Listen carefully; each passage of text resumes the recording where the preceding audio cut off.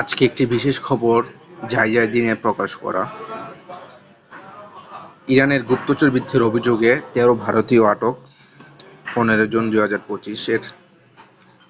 ইরানের ইসলামী revolutionary guard corps (IRGC) ইসরায়েলের হয়ে গুপ্তচর বৃত্তির অভিযোগে ১৩ জন ভারতীয় সহ মোট ৭৩ জনকে গ্রেপ্তার করেছে। ইরান এবং ভারতের বিভিন্ন সোশ্যাল মিডিয়ায় বিষয়ে তথ্য দেওয়া হয়েছে। ইরানি গণমাধ্যমের মতে, ইরানের আইআরজিসি ইসরায়েলের হয়ে গুপ্তচর বৃত্তির অভিযোগে ১৩ জন ভারতীয় সহ ৭৩ জনকে গ্রেপ্তার করেছে।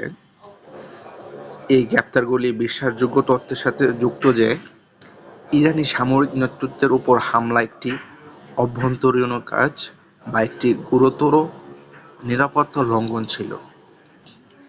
ইসরায়েল তথ্য প্রকাশ করেছে যে ইসরায়েলি গোয়েন্দা সংস্থা মোসাদ, যারা ভারতীয় গোয়েন্দা সংস্থা র-এর সাথে ঘনিষ্ঠভাবে কাজ করে, ইরানের ভেতরে থেকে ড্রোন হামলা চালিয়েছিল এবং ইরানের ভেতরে একটি কম্পাউন্ড ছিল যেখান থেকে ড্রোনগুলো উৎক্ষেপণ করা হয়েছিল। ইরানি গণমাধ্যমের মতে, ইরানে কাজ করার বিষয় থাকা ১৩ জন ভারতীয় নাগরিক সরাসরি এই অভিযানে জড়িত ছিলেন। আরও তথ্য আসার সম্ভাবনা রয়েছে। সূত্র ডিএনডি, তার থেকে আমরা বুঝতে পারলাম যে দে আর টু ব্রাদার্স। মোসাদ আর র-এর পারস্পরিক সম্পর্ক আগে থেকে ছিল আমাদের জানা। তা প্রকাশ পাওয়ার পর আমরা বুঝতে পারলাম তারা দুইজনেই একে অপরের ভাই ব্রাদার।